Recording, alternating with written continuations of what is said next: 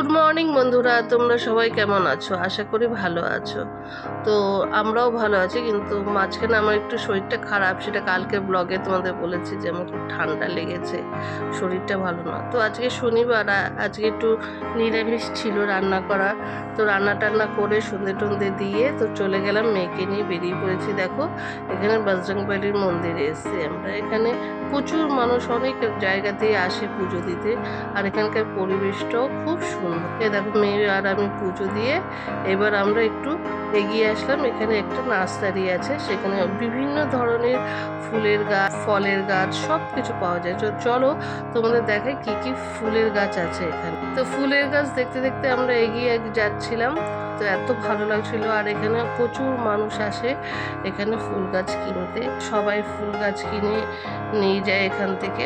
এখানে অনেক রকম সবজির দানাও পাওয়া যায়, যেগুলো এখান থেকে সবাই কিনে নিয়ে যায়, অনেকে বাড়িতে লাগায়। তো আমি কি কি গাছ কিনলাম চলো সেটা তোমাকে দেখাচ্ছি বাড়িতে।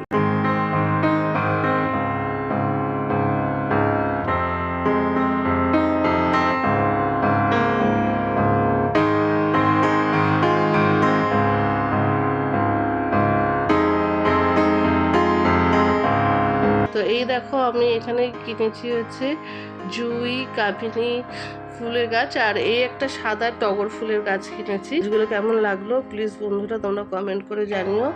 তো আজকে ভিডিওটা এখানেই শেষ করলাম। যদি তোমাদের ভালো লাগে প্লিজ একটা লাইক শেয়ার।